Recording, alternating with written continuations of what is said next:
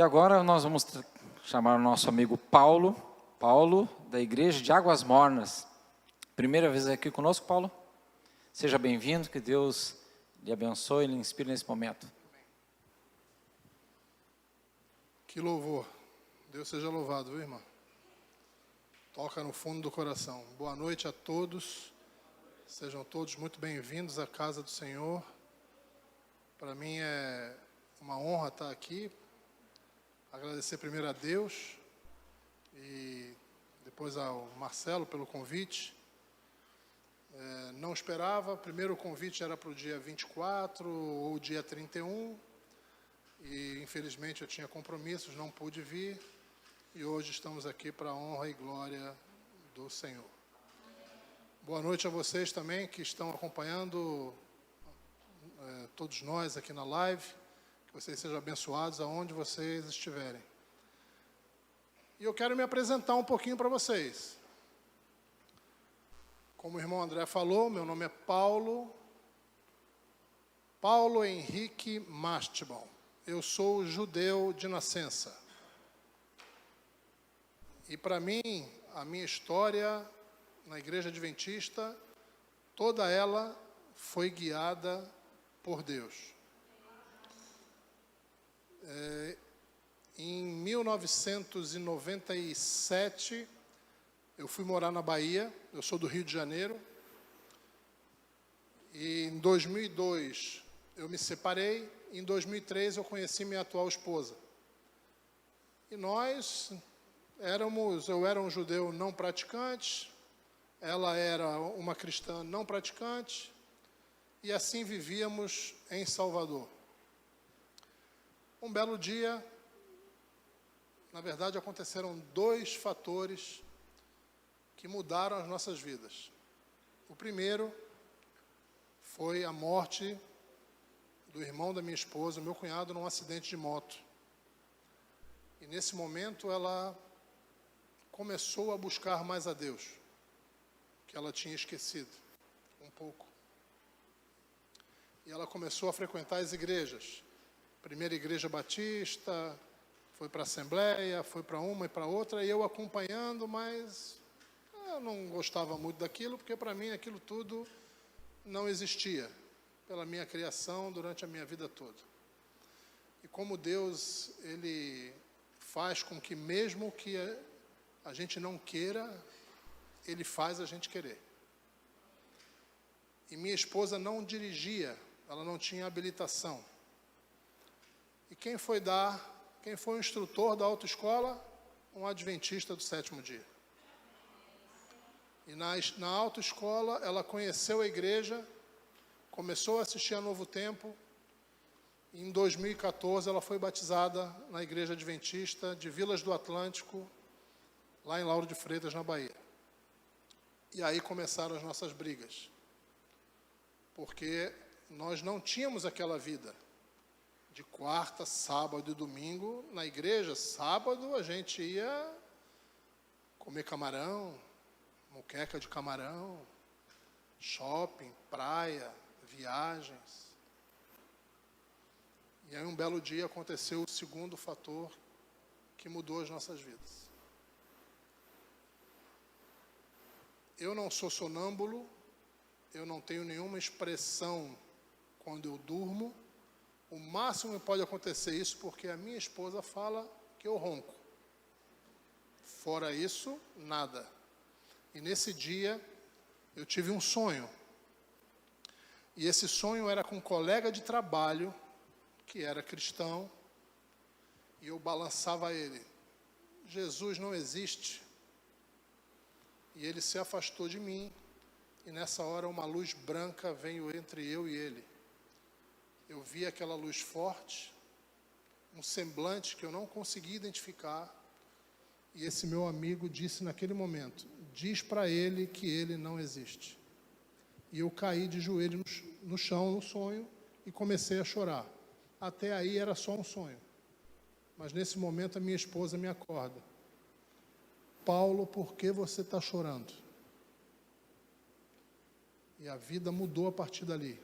Eu quis começar a conhecer um pouco mais dessa verdade que eu não conhecia.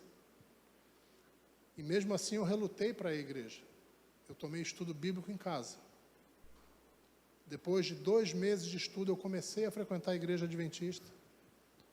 E no dia 28 de junho de 2015, para a honra e glória de Deus, eu fui batizado. E hoje eu quero falar um pouquinho sobre... Está ligado aqui? Um pouquinho sobre nós, a nossa caminhada cristã. Como ela está, como cada um de vocês está na caminhada cristã. Tem alguém aqui que não seja adventista? A senhora? Seja muito bem-vinda, viu? Aqui é a sua casa, aqui é a nossa casa. Como está a nossa caminhada? E para isso, eu vou tomar a liberdade de plagiar um grande pastor lá da Bahia, que eu tive o prazer de conhecer, que foi Josanã Alves. Ele é um pastor sensacional. Ele consegue tocar com a mensagem o coração de todos aqueles que escutam a sua mensagem. E eu vou tentar um pouco repetir aquilo que tocou o meu coração da mensagem que ele passou. Vamos abrir nossas Bíblias? Porque, afinal de contas, viemos aqui para isso. Gênesis capítulo 11, versículo 27. Se eu tiver um pouquinho de dificuldade para ler, é porque agora no início de 2023, eu tive um descolamento de retina, fiz uma cirurgia e ainda estou em recuperação. Mas dá para a gente conseguir ler. Gênesis 11, a partir do versículo 27. Todos encontraram? Esta é a história da família de Tera ou Terã, como algumas traduções dizem. Tera gerou Abrão, Naor e Harã. E Harã gerou Ló. Harã morreu em Ur dos Caldeus, sua terra natal, quando ainda vivia Tera, seu pai. Tanto Abrão como Naor casaram-se. O nome da mulher de Abrão era Sarai, e o nome da mulher de Naor era Milca. Esta era filha de Harã, pai de Milca e de Iscar. Ora, Sarai era estéril, não tinha filhos. Tera tomou seu filho Abrão, seu neto Ló, filho de Harã, e sua nora Sarai, mulher de seu filho Abrão, e juntos partiram a Ur dos Caldeus, para Canaã. Mas ao chegarem a Harã, estabeleceram-se ali. Tera viveu 205 anos e morreu em Harã. Continuando no capítulo 12. Então o Senhor disse a Abraão: saia da tua terra, do meio dos seus parentes e da casa de seu pai, e vá para a terra que eu lhe mostrarei. Todos entenderam a história, o contexto da história? Tera teve 3 filhos, Naor, Harã e Abrão, que é o mais conhecido. Eles moravam em Ur dos Caldeus. E aí Deus fala para Abrão: Abrão, sai dessa terra e vai para onde eu vou te mostrar, para Canaã. Essa é a história. Esse é o contexto. Só que a palavra de Deus nos diz que Abraão não saiu de Ur dos Caldeus e foi para Canaã. Durante muito tempo, eu achei, não, Deus chamou Abraão, ele foi direto para Canaã. Mas não, ele não foi. Ele parou em Harã. A cidade de Ur dos Caldeus, os historiadores da Bíblia dizem que era uma das cidades mais desenvolvidas, mais avançadas daquela época. Nós vamos chamar a cidade de Ur dos Caldeus, esse é o trajeto. Sair de Ur dos Caldeus, parou em Harã para ir para Canaã. Esse era o trajeto que eles deveriam fazer. Nós vamos chamar a terra de Ur dos Caldeus, da terra da impiedade. E aí eu coloquei ali, prazer e felicidade. Quando houve o chamado de Abrão para sair de Ur dos Caldeus, o chamado foi tão forte, mas tão forte, que seu pai seguiu Abrão. Mas Naor, o outro filho de Tera, ficou em Ur dos Caldeus. Harã já tinha morrido lá. E Naor não quis sair da terra da impiedade. O perigo da terra da impiedade é que ela nos mostra, muitas vezes, uma confusão entre prazer e felicidade. Muitos de nós vivemos nesse mundo em busca de uma felicidade, né? O tempo inteiro corremos atrás de felicidade, de achar alguma coisa que nos satisfaça a todo momento. É uma correria, não vou dizer 24 horas, porque nós dormimos, mas é o dia todo, sair correndo de casa, faz aquela oração rápida, faz o estudo da escola sabatina, sai voando para o trabalho, chega cansado de noite, quer tomar um banho e dormir. É assim a vida? Buscando o quê? Uma felicidade ou prazer? Ou diversos prazeres? Porque a diferença de prazer e felicidade é que o prazer é uma coisa momentânea. E a felicidade é uma coisa que dura. E Deus tem essa felicidade. Ele prometeu essa felicidade para cada um de nós. E essa felicidade é com Jesus.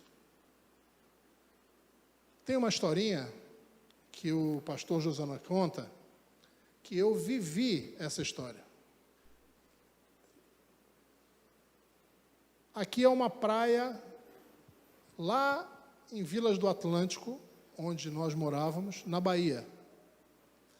Quando a maré baixa, ela faz essas piscinas naturais. Só um parêntese, eu fui à praia aqui, a água não dá, muito gelada, né? Aqui a água é quente, o tempo inteiro quente. E faz essas piscinas naturais. E o que as crianças fazem? Elas passam os vendedores ambulantes com uma redinha de pesca. Elas vão para essas piscinas naturais e ficam pescando os peixinhos e botam no balde. Para o balde não ser um balde só com água, as crianças botam areia, botam conchinha. E chega no final, na hora de ir embora para casa, as crianças querem levar o balde com os peixinhos para casa. E a gente não pode deixar levar os peixinhos para casa, porque lá em casa os peixinhos vão morrer.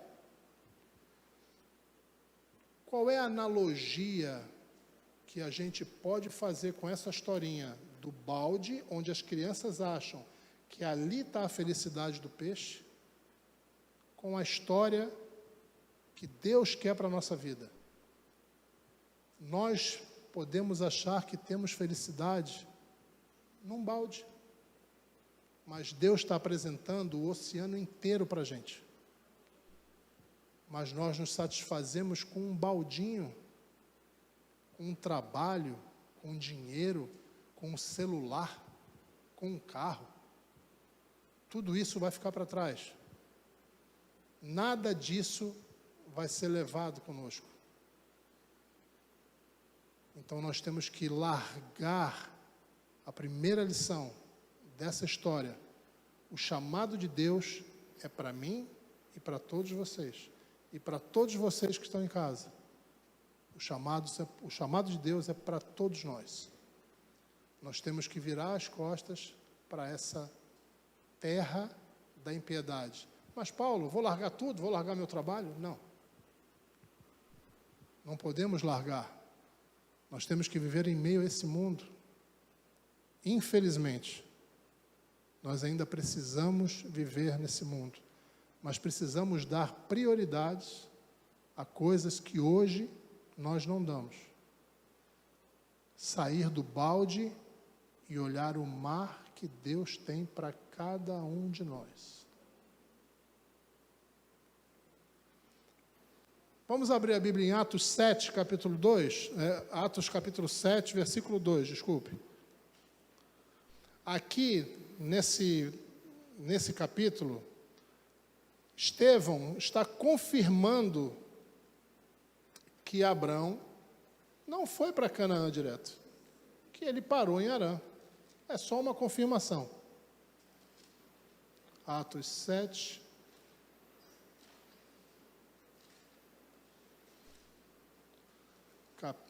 Versículo 3 em diante, se não me engano. Vamos começar no 2. A isso ele respondeu: irmãos e pais, ouçam-me. O Deus glorioso apareceu a Abrão, nosso pai, estando ele ainda na Mesopotâmia, antes de morar em Harã, e lhe disse: saia da sua terra e do meio dos seus parentes e vá para a terra que eu lhe mostrarei. Então ele saiu da terra dos caldeus e se estabeleceu em Harã. Depois da morte de seu pai, Deus o trouxe a esta terra onde vocês agora vivem.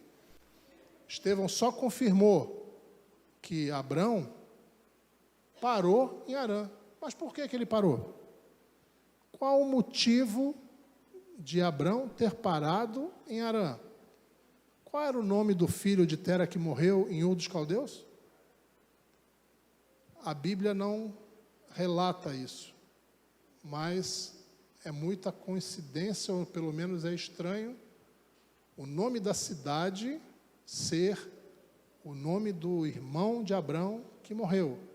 Talvez isso tenha sido o motivo pelo qual Tera resolveu ficar em Harã. E Abrão continuou com ele. A terra de Harã, a gente vai chamar a terra da frieza. E essa frase, ela me marcou muito na pregação do pastor Josanã. Olha só. Não permita que a sua dor seja o local da tua sepultura. Olha, se a gente for imaginar a história, pegar a história bíblica, Tera ficou em Harã, talvez por Harã lembrar o filho que morreu. O motivo da dor de Tera fez ele parar em Harã. Agora eu pergunto a cada um de vocês, irmãos, qual é a dor que faz você parar a tua caminhada espiritual? O que aconteceu na tua vida, ou acontece, que faz parar a tua caminhada espiritual? Talvez parar a caminhada espiritual seja mais perigoso do que continuar em Ur dos Caldeus. Jesus falou assim: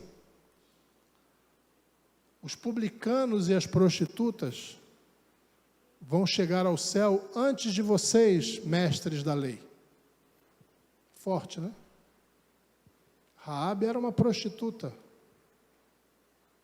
Alguém tem alguma dúvida que Deus a abençoou para que ela possa estar no dia do juízo final, estar conosco lá no céu? Qual é o motivo da sua dor?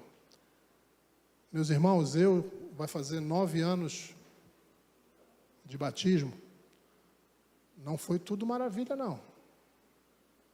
A nossa vida cristã, ela é como se fosse um eletrocardiograma. Ela só não pode estar assim, porque senão ela está morta. Mas é de altos e baixos.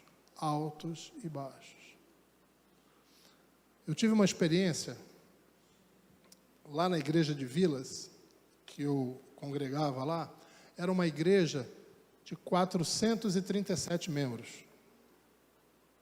E nós tínhamos o nosso ministério de duplas Novo Tempo, que nós fazíamos um trabalho de ver o cadastro da Novo Tempo, todo e qualquer cidadão que morasse em Vilas do Atlântico, que era o local da nossa igreja, que tivesse pedido algum material da Novo Tempo. E nós entrávamos em contato com essa pessoa, marcávamos uma visita, levávamos um convite para que ele viesse à igreja no domingo para assistir uma série ou de Daniel ou do Apocalipse. E nós trazíamos essas pessoas. O nosso grupo era de mais ou menos 50 pessoas trabalhando nesse ministério. E por que eu estou contando essa história? Exatamente por conta da parada na caminhada.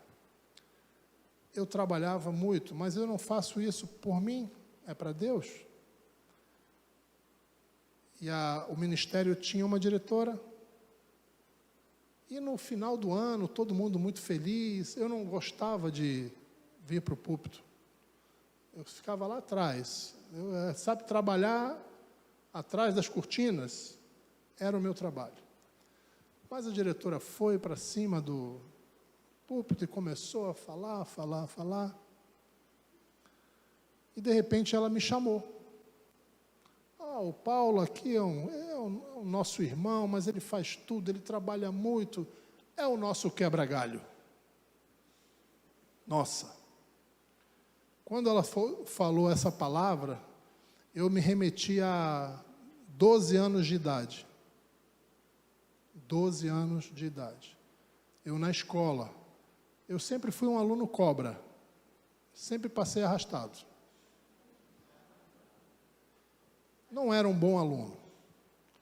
E um dos professores, não esqueço o nome, olha como isso marca a vida das pessoas. E cada um de vocês deve ter alguma marca. No final do ano, dando as notas, eu com aquelas notas ruins, o professor falou, o Paulo é um quebra-galho. Quando chegou na igreja e ela falou a palavra, parece que a chave mudou na minha cabeça, eu falei, eu não quero mais o ministério. Eu larguei o ministério. E por um tempo eu parei de frequentar a igreja. Por isso que a parada, o local da nossa dor, não pode ser o local da nossa sepultura. Deus mandou, siga para Canaã, não para em Harã. Se você não está orando todos os dias, se você não está estudando a Bíblia, se você não está fazendo o culto familiar em casa, você parou em Harã. Se você está se restringindo só a vir à igreja numa quarta, num sábado ou num domingo, e saindo da igreja, volta para casa e está tudo bem, você parou em Harã. Nós temos que fazer mais. Estamos chegando no tempo do fim. Os eventos estão acontecendo aí às nossas vistas. Jesus está à porta, está batendo. Nós não podemos, não é hora de parar em Harã. É hora de seguirmos.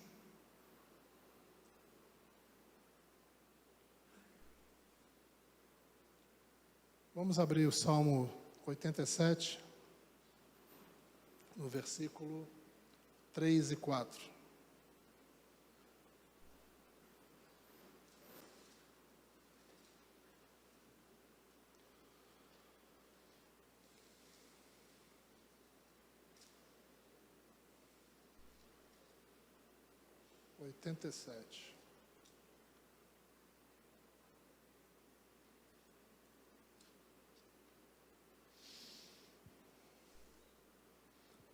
Coisas gloriosas são ditas de ti, ó cidade de Deus.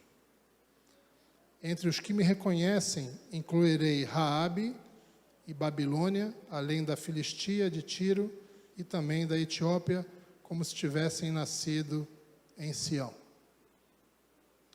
Quando se coloca o nome de Raabe numa poesia bíblica, ela remete a Egito. E essas cidades todas aqui eram as cidades mais ímpias da Bíblia. Para vocês terem uma ideia, Ur dos Caldeus foi onde foi construída a Torre de Babel, onde era a Babilônia. Todas essas cidades eram as mais ímpias da Bíblia. E o que Deus está falando para cada um de nós? Você pode ter nascido na cidade da impiedade. Você pode ter nascido em São José, na Palhoça, em Santo Amaro, na Bahia, no Rio de Janeiro, não importa. Deus está falando, você é de Sião.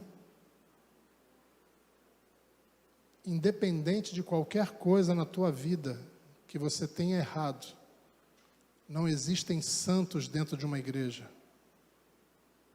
Todos têm o seu defeito. Ninguém é perfeito. Não olhem para o defeito e para os erros de quem está do lado de vocês, porque senão vocês vão estar dentro do balde. Olhem para um oceano que Deus está mostrando para cada um de vocês, para cada um de nós. E Deus chama você e eu, para que naquele dia, o teu nome e o meu esteja escrito, não no livro da igreja, mas no livro da vida. Esse é o mais importante, é estar no livro da vida, para que a gente possa viver eternamente e acabar com todo esse sofrimento que nós vivemos. Eu gosto de terminar sempre a minha mensagem com essa imagem. Se você, independente da denominação que você seja, se você não tiver essa imagem no teu coração, essa expectativa no teu coração, nada vai adiantar. A igreja é só uma cereja do bolo. Mas o bolo, a festa, a grande festa,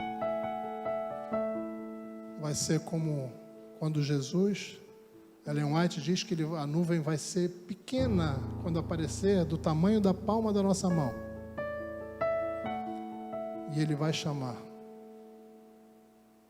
Paulo, vem. Eu sei o que você fez, eu sei das dores que você passou. Vem. Não fiquem em Ur dos Caldeus se deliciando com coisas que só Satanás quer te mostrar para você ter um prazer momentâneo. Seja feliz verdadeiramente, irmãos. O que está faltando para dar esse passo a mais? Eu digo a vocês, eu estou muito feliz essa noite. Eu digo que numa igreja, e Ellen White diz isso, que dentre 20 dentro da igreja adventista, nenhum está preparado para a volta de Jesus. E eu fico feliz em estar aqui em Forquilinhas e ver a igreja com uma quantidade de pessoas bem razoável. Na nossa igreja, na Bahia, que eram de 437 membros, às vezes no domingo só tinham 20 pessoas. Vir à igreja não vai salvar ninguém, mas com certeza estar aqui é bem melhor do que estar no baldinho lá fora. A gente vai escutar muito mais coisas edificantes. O nosso coração vai sair muito mais preenchido daqui do que assistindo qualquer coisa lá de fora. Continuamos assistindo? Continuamos. Somos seres humanos desse mundo. Mas precisamos, a partir de hoje, proceder uma mudança em nossa vida. sair da terra da impiedade. Se for parar, pare, beba uma aguinha, restabeleça a força e continue para Canaã. Porque quando esse dia chegar, cada um de nós vai falar assim: Senhor, muito obrigado porque todo o esforço valeu a pena. E é isso que eu quero para cada um de nós nessa igreja e para você que está em casa nos assistindo. Pense, reflita sobre tudo isso que foi falado. Nós vamos escutar agora mais um louvor e para finalizar a gente vai orar para que tudo aquilo que Deus quer na nossa vida seja cumprida como Ele prometeu, e tudo o que Ele prometeu, Ele vai cumprir.